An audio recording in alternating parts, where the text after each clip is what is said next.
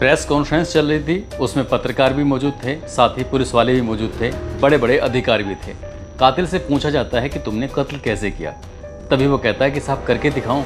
जब बात करके दिखाने की आती है, रिहर्सल की बात आती है, तब एक पुतले को सूट सलवार पहनाए जाते हैं और सूट सलवार पहनाने के बाद उस कातिल को उस पुतले के पास छोड़ दिया जाता है। वो पुतले को बहुत बुरी तरह से पकड़ता है, पकड़ने के बाद उसको ज़मीन पर गिराता है और ज़मीन पर गिराने के बाद उस पुतले ने जो कपड़े पहने हुए थे उसी में उसका दुपट्टा भी होता है। उस दुपट्टे से वो गला घोंटता है और गला घोंटने के बाद उसके लेफ़्ट साइड में वो गांठ मार देता है। गांठ मारने के बाद वहाँ से खड़ा होता है और एसएसपी के कंधे पर हाथ रखने के बाद कहता है ऐसा करता था। जैसे ही एसएसपी ने ये बात सुनी, बाकी जो पत्रकार मौजूद थे उन्होंने अपनी आंखों से देखा, सबके सब देखकर उससे हैरान थे। लेकिन कातिल मुस्कुराने लगता है, हंसने लगता है, ऐसा जैसे कि उसने बहुत बड़ा काम कर दिया हो।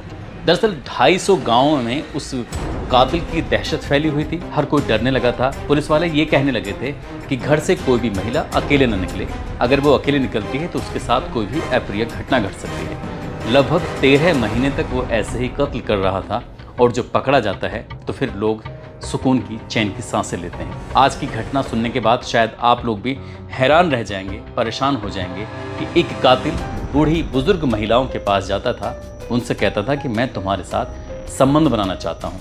महिलाएं गाली देती थीं, छूने की कोशिश करता था तो वो धक्का दे दिया करती थी और यहीं से कत्ल की कहानी की इबारत लिखनी शुरू हो जाती है। आदाब, नमस्कार, सत श्री अकाल। मैं उस्मान सैफी। आज की जो सच्ची घटना मैं आपको सुनाने जा रहा हूँ, ये सच्ची घटना उत्तर प्रदेश के बरेली की है। दरअसल शाही थाना क्षेत्र और शेरगढ़ जो मार्ग है उसके पास में एक बुझिया माइनर लगता है। इस मेन रोड से लगभग 200 मीटर अंदर की तरफ एक व्यक्ति गांव का ही अपने खेत में किसी काम के लिए गया हुआ था और जैसे ही ईख के खेत में वो कुछ काम कर रहा था तो वहाँ पर एक महिला पड़ी हुई थी, यानी कि उसकी लाश पड़ी हुई थी। जैसे ही उस महिला को देखा वो बेहोश होकर उल्टे कदम, यानी कि उल्टे जैसे उसने अपनी आंखों से देखा, वो पागलों की भांति वो परेशान हो जाता है, पीछे हटता चला जाता है। ये बात है 2 जुलाई 2024 की सुबह के आसपास का वक्त रहा होगा। वो परेशान हो जाता है, दौड़ता हुआ गांव जाता है और गांव जाने के बाद सीधा प्रधान पति के यानी कि राजकुमार के पास जाता है। कहता है कि मैंने ईख के खेत में एक लाश देखी है। जैसे ही प्रधान को ये बात पता चलती है, प्रधान नज़दीकी पुलिस स्टेशन को ये सूचना देता है कि साहब हमारे यहाँ गांव के जो जंगल है और शाही शेरगढ़ मार्ग जो लगता है वहाँ पर बुझिया माइनर है, उसके पास में ही एक ईख का खेत है, वहाँ पर एक लाश पड़ी हुई है। पुलिस के लिए एक नॉर्मल सी सूचना थी। पुलिस जैसे ही सूचना पाकर मौके पर पहुँचती है, वहाँ पहले से ही बहुत सारे लोगों का जमघट लग जाता है। पुलिस ने जो इस लाश को देखा, पुलिस के होश फाख्ता हो जाते हैं, पुलिस परेशान हो जाती है। दरअसल जो महिला थी, इस महिला का नाम होता है अनीता देवी, जिसकी उम्र 40 साल होती है। मरी हुई पड़ी हुई है, उसकी लाश पड़ी है और उसी के साड़ी के पल्लू से उसका गला घोंटकर हत्या कर दी जाती है। और जब हत्या के बाद उसके गले में एक गांठ बांध दी जाती है साड़ी के उस पल्लू से। बस ये जो गांठ थी, इस गांठ को देखने के बाद जितने लोगों तक ये बात पहुंचती है उतनी ही लोगों में दहशत फैल जाती है, लोग बहुत बुरी तरह से डरने लगते हैं। अब इस ज़िले के जो एसएसपी होते हैं अनुराग आर्य, साथ ही एसपी उत्तरी मुकेश चंद्र मिश्रा, सीओ दीप शिखा, शाही थाना हो या शीशगढ़ थाना, शेरगढ़ थाना या फतेहगढ़ पश्चिम का थाना, जो भारी पुलिस बल मौके पर पहुंचता है। बड़ी संख्या में पुलिस वालों को देखने के बाद हर कोई ये सोचने पर मजबूर हो जाता है कि आखिरकार इतनी सारी पुलिस आई क्यों है। अगले दिन ये खबर अखबारों में छपने लगती है और जैसे ही 3 जुलाई 2024 को ये खबर अखबारों में प्रकाशित होती है तो खबर पढ़ने वाले भी सब परेशान हो जाते हैं। वाकायदा अगले दिन जो इस इलाके के एडीजी होते हैं रमित सिंह, वो भी पहुंचते हैं। वो भी जाने के बाद एक संदेश देते हैं कि घर से कोई महिला अकेले ना निकले और अगर अकेले निकलती है तो उनके साथ कोई हादसा हो सकता है। अब इस महिला की शिनाख्त करने की कोशिश की जा रही थी कि आखिरकार ये महिला कौन है। दरअसल नाम तो इसका मैंने पहले बता ही दिया था। महिला का नाम अनीता देवी, जिसकी उम्र 40 साल के आसपास होती है। ये थाना शेरगढ़ का एक गांव लगता है होसपुर, वहाँ के रहने वाली होती है। इसके पति का नाम सोमपाल होता है। सोमपाल से पूछा जाता है कि ये यहाँ कैसे पहुँची। दरअसल गांव तो काफ़ी दूर था। तब उसने बताया कि 1 जुलाई 2024 की सुबह लगभग 7:30 बजे के आसपास घर से निकलती है। बैंक वगैरह में कुछ काम था और उसे जाना था अपने मायके लगता है उसका थाना फतेहगंज पश्चिम के एक गांव लगता है खिरगा, वहां पर इसे पहुंचना था। लेकिन रात के 8 बज जाते हैं। 1 जुलाई 2024 को ये अपने घर नहीं पहुंच पाती। अब जैसे ही सूचना मिलती है कि क्या ये अनीता घर पहुंच गई है, अनीता के 3 बच्चे भी होते हैं और तीनों बच्चे घर पे ही थे, वो अकेली गई थी। तो जब ये मायके नहीं पहुंचती है, मायके वालों से संपर्क किया जाता है, तो सोमपाल को पता चलता है कि वो घर ही नहीं पहुंची है। अब सोमपाल परेशान हो जाता है, इतना परेशान हो जाता है कि वो अब अपनी पत्नी को रात भर तलाश करता है, पुलिस के पास जाता है। पुलिस भी अज्ञात में मुकदमा दर्ज कर लेती है, लेकिन मिलती ही नहीं है। 1 जुलाई को ये गायब हुई थी, 2 जुलाई को आखिरकार ये मिल जाती है। जब 2 जुलाई को मिलती है और जिस रूप में मिलती है, तो लोगों के होश फाख्ता होने इसलिए भी लाजमी थे क्योंकि पिछले 13 महीनों में लगभग 11 कत्ल हो चुके थे। ये 11वीं हत्या थी और सबका सेम पैटर्न था, एक जैसी हत्याएं होना। क्योंकि अगर हम हत्याओं की बात करें तो मई 2023 में कलावती, जो परतापुर गांव की रहने वाली महिला होती है, उसकी हत्या होती है इसी तरह से, इसी पैटर्न पर। लेकिन घर वालों ने कोई FIR दर्ज नहीं कराई थी, इसलिए इस महिला की जो बात थी वो दब जाती है। लेकिन ये बात बाद में खुलकर आती है जब घटनाक्रम की आगे चर्चा होनी शुरू होती है। दरअसल फिर 5 जून 2023 को शाही थाना क्षेत्र का गांव परतापुर की कलावती के बारे में बताया था। इसके 19 जून 2023 को शाही फतेहगंज पश्चिम रोड पर एक कुलछा की धानवती का शव जो गन्ने के खेत में मिलता है। 30 जून 2023 को शाही गांव के आनंदपुरा में चारा का लेने गई प्रेमवती, उसकी भी हत्या कर दी जाती है। 22 जुलाई 2023 को खजुरिया की कुसुमा देवी की, उसका शव भी गन्ने के खेत में मिलता है। 23 जुलाई 2023 को सेवा ज्वालापुर की बीरावती का शव भी खेत में मिलता है। 19 अगस्त 2023 को खेरू की गोंटिया निवासी भीमवती का शव मिलता है। साथ ही 20 नवंबर 2023 को खरसैनी की दुलारो देवी का शव गन्ने के खेत में मिलता है। 31 अक्टूबर 2023 को शीशगढ़ थाना क्षेत्र के गांव लखीमपुर की महमूदन का शव गन्ने के खेत में मिलता है। 26 नवंबर 2023 को शीशगढ़ के गांव जगदीशपुर की उर्मिला देवी का शव गन्ने के खेत में मिलता है। नवंबर 2023 में ही मीरगंज के गांव गुला की रेशमा देवी का शव झाड़ियों में मिलता है। और 2 जुलाई 2024 को यह होसपुर की रहने वाली अनीता का शव भी ईख के खेत में मिलता है। सभी महिलाओं को ज़्यादातर या तो झाड़ियों में मारा गया था या फिर ईख के खेत में मारा गया था। अब जब ये दहशत फैल जाती है, इससे घटना पहले जब सबसे अंतिम घटना होती है 2023 के नवंबर में होती है और ठीक अगली जो घटना होती है वो 2 जुलाई 2024 को होती है। कई महीने बीत जाते हैं। अब उसमें पुलिस ने कुछ घटनाओं का खुलासा भी कर दिया था। जैसे अगर रेशमा की बात करें या वीरा देवी हत्याकांड की बात करें या कुसुमा देवी की बात करें या फिर शांति देवी जो शाही मुबारकपुर की रहने वाली होती है, पुलिस ने इन घटनाक्रम का खुलासा कर दिया था।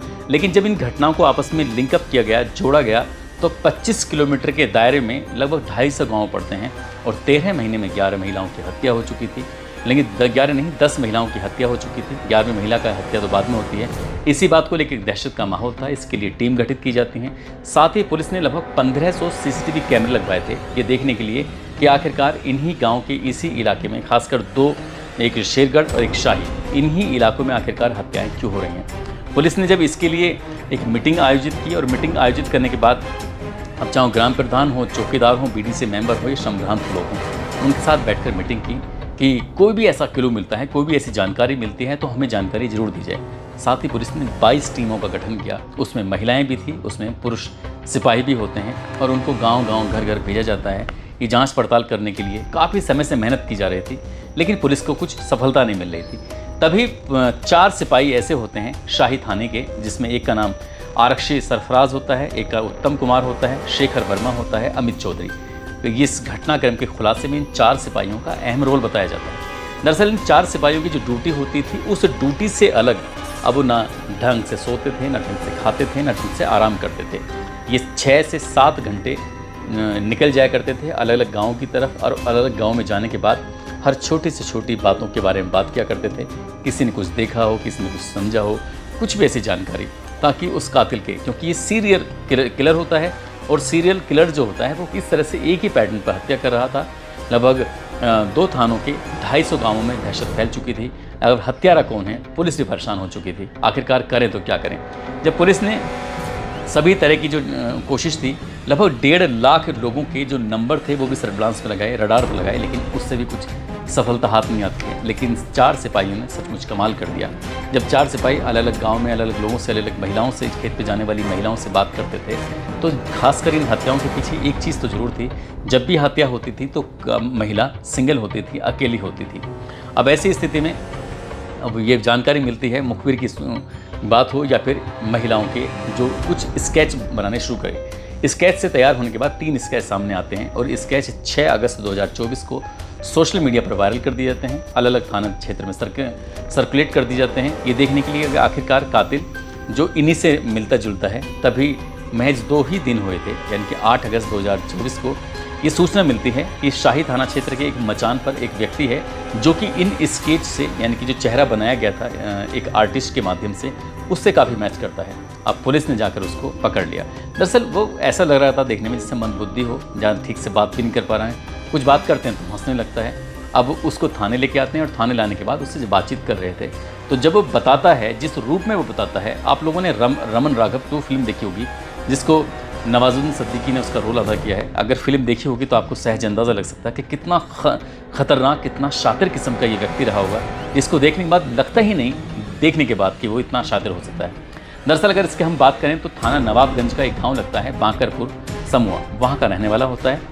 इसके पिता का नाम बाबूराम होता है। बचपन में इसकी माँ ख़त्म हो जाती है तो इसके पिता ने दूसरी शादी कर लेती है। पिता जब दूसरी शादी कर लेते हैं तो इसकी जो सौतेली माँ होती है इसको किसी न किसी बात पर, किसी न किसी बहाने से पीट दिया करती थी, खूब मारा करती थी। जब उसका मन भर जाया करता था तो अपने पति से कहा करती थी कि इसने ये गलतियाँ की हैं, इस तरह से गलती कर रहा है। ये बचपन से ही थोड़ा सा मंदबुद्धि टाइप कर रहा था, इसलिए इसके पिता को गुस्सा आता था और पिता भी पीटने लगता था। तो इसलिए इसे घर में बहुत ज़्यादा नफरत सी होने लगती है, माँ से भी और पिता से भी। हालांकि वो अपनी माँ और पिता से इतना डरता था कि उन्हें कभी नुकसान पहुँचाने की कोशिश नहीं करता था। और साल 2014 में इसकी शादी भी हो जाती है। भानपुर गांव की एक लड़की होती है लोंगश्री नाम की, जो कि विकलांग होती है, लेकिन शादी हो जाती है। लेकिन इसने अपनी पत्नी को भी इतना ज़्यादा टॉर्चर किया, परेशान किया, बताया जाता है कि उसको भी 2 बच्चे पैदा हो जाते हैं। साल 2018 में वो इस घर से हमेशा के लिए अलविदा कह देती है, चली जाती है कि मुझे इस व्यक्ति के साथ रहना ही नहीं है। वक्त व्यक्ति का नाम होता है कुलदीप गंगवार, जिसकी उम्र लगभग 35 साल के आसपास होती है। अब ये कुलदीप गंगवार ये अपने जिसकी पत्नी छोड़ चली जाती है, घर तो रहता है लेकिन घर में जब मार पिटाई होती है तो इसे कुछ तो वक्त काट लेता है। लेकिन साल 2023 में आखिरकार ये अपने उस घर को छोड़ देता है जो बाबूराम का घर होता है, और ये अपनी बहनों के पास चला जाता है। इसकी बहन 2 अलग बहनें हैं, दोनों की शादी हो चुकी हैं। एक सब्जीपुर खापा गाँव की में रहती है और दूसरी आनंदपुर गाँव में रहती है। तो ये कभी तो अपनी बड़ी बहन के पास, तो कभी छोटी बहन के पास, कभी किसी रिश्तेदार के पास, वहाँ जाकर अपना रुक जाता है और सुबह ही अपने घर से खाना वाना खाकर घर से निकल गया। ये कभी भी अपने पास मोबाइल नहीं रखता था, मोबाइल था ही नहीं इसके पास। और सबसे बड़ी हैरान करने वाली बात ये थी कि ये कभी भी सीधे रास्ते नहीं चलता था। जैसे आप देखते होंगे चौड़े रास्ते जिन पर गाड़ी चलती हैं, बाइक चलती हैं या फिर और बड़े वाहन चलते हैं, उन पर कभी नहीं चलता। लेकिन गाँव के जो छोटे रास्ते होते हैं, जिसको गाँव में कई बार बटिया बोल देते हैं, उन ऐसे छोटे छोटे रास्तों को जो लोगों द्वारा खुद पैदल चलने पर वो बन जाते हैं, ऐसे रास्ते पे चलता था। हालांकि पुलिस ने उस कातिल को ढूंढने के लिए 1500 CCTV कैमरे लगाए थे और हर जगह लगाए थे, लेकिन ऐसी जगह पर कैमरे नहीं लगाए थे जो बटिया टाइप की जो होती हैं, जहाँ पर लोग पैदल निकल जाते हैं। अब इसी तरह से इसका आना जाना लगा रहता था। और इसने मई में जो पहला कत्ल किया था, जिस महिला का नाम होता है कलावती, जिसका जो पहला कत्ल किया था, तो उस ये महिला अकेली मिल जाती है और इस महिला को देखने के बाद इसकी नीयत ख़राब हो जाती है। हालांकि इस महिला की उम्र 50 साल से ज़्यादा होती है। इस महिला के पास जाता है और जाने के बाद उससे बातचीत करने लगता है।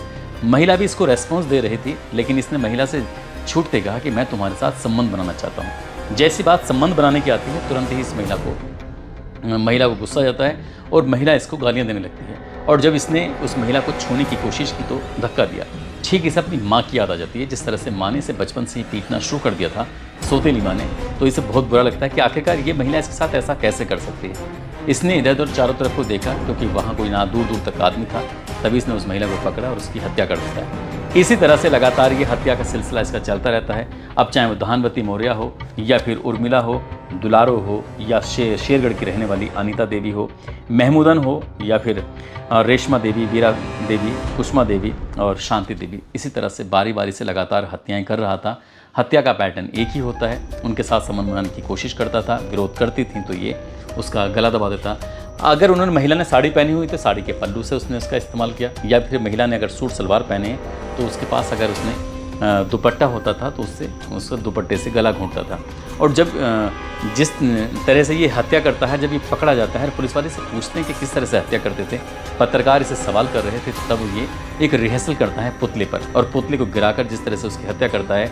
जब इसने गांठ लगाई उसके पुतले पर जो दुपट्टा था, तो उस गांठ उसने लेफ्ट साइड में, जो इधर ये साइड होता है, इस साइड में जो गांठ लगाई, तब सब के सब भौचक्के रह जाते हैं। उस वक्त तक तो ऐसा लग रहा था जैसे कि ये झूठ बोल रहा है। हो सकता है पुलिस की कहानी में कुछ झोल हो, लेकिन पुलिस इस कातिल को ढूंढने के लिए 13 महीने से लगातार मेहनत कर रही थी, और पिछले 6 महीने से तो बहुत ज़्यादा। और खासकर जब 2 जुलाई को इस अनीता देवी की हत्या होती है और जब 250 गाँव में दहशत फैल जाती है, लोग सड़कों पर उतर आते हैं, बात लखनऊ तक पहुँच जाती है। लखनऊ से लगातार प्रेशर बढ़ रहा था। हालांकि इस बीच में 2 ऐसे एसएसपी बदल जाते हैं, लेकिन अनुराग आर्य ने इस मामले को बहुत गंभीरता से लिया, टीम गठित की और 4 सिपाहियों ने, जिनका नाम मैं पहले भी ले चुका हूँ, इसमें सरफराज, उत्तम कुमार, शेखर वर्मा, अमित चौधरी, इनकी मेहनत से कातिल पकड़ा जाता है। और जब कातिल पकड़ा जाता है तो एसएसपी के कंधे पर हाथ रखकर बताता है कि मैं ऐसे मारता था, और वो हंसने लगता है। तो वाकई ये बहुत ही डरावना सीन था, देखकर शायद भविष्य में हो सकता है कि आपको इस विषय पर कोई फिल्म भी देखने को मिल जाए। दोस्तों, इस पूरे घटनाक्रम को सुनाने का उद्देश्य किसी को परेशान करना नहीं है, किसी का दिल दुखाना नहीं है, बल्कि आपको जागरूक करना है, आपको सचेत करना है, और आपको ये भी बताना है कि जिस तरह से पुलिस ने इस घटनाक्रम का खुलासा किया है, इससे ये बताया जा रहा है कि ये जितनी भी हत्याएं थी 11 की 11 इसी व्यक्ति ने की हैं, लेकिन 6 हत्याओं को इसने स्वीकार किया है, और पुलिस 4 घटनाओं को खुलासा भी कर चुकी थी। अब क्या वो जो खुलासा कर चुकी थी, तो पुलिस के डंडे की मार से क्या उन लोगों ने ये स्वीकार कर लिया था कि हमने हत्याएं की हैं, या वाकई सचमुच उन्होंने हत्या की हैं? अभी इस पैटर्न की, इस मामले की जांच पड़ताल की जा रही है कि हत्याएं क्या वाकई जो जेल में हैं, सलाखों के पीछे हैं, क्या उन्हें वो छोड़े जाएंगे, या वो वाकई सलाखों के पीछे रहेंगे? आगे क्या होगा क्या नहीं होगा, पुलिस अभी हर एक पहलू पर छोटी छोटी पड़ताल भी जुटी है। लेकिन इस हत्याकांड ने, जो लगातार हत्याएं हो रही थी, उसने इलाके में दहशत फैला दी थी, लोगों को परेशान कर दिया था। जाते जाते आज हसनपुर के रहने वाले हैं मोहम्मद जियान खान, आज इनका जन्मदिन है, उनको जन्मदिन की ढेरों सारी शुभकामनाएं, बहुत बहुत मुबारकबाद। साथ ही कुछ लोगों ने नाम लेने की अपील की है, जिसमें विक्रम सिंह, सुभाष मल्होत्रा, दीपचंद यादव, ताजुद्दीन सुल्ताना, देशराज प्रजापति, मोहम्मद अरशद खान, सुरजीत पटेल हैं, प्रेमलता, गणेश ठाकुर, इमरान अब्बासी, मोहम्मद सैफ, हरिप्रसाद सिंह, हर्ष कुमार, शुभम पांडे, मलखान सिंह, भास्कर, भावेश, निशा कौर, नारायण सिंह, गुड्डू सिंह, सुनीता प्रजापति। आप सब लोग अपना ख्याल रखें, सुरक्षित रहें। जय हिंद, जय भारत।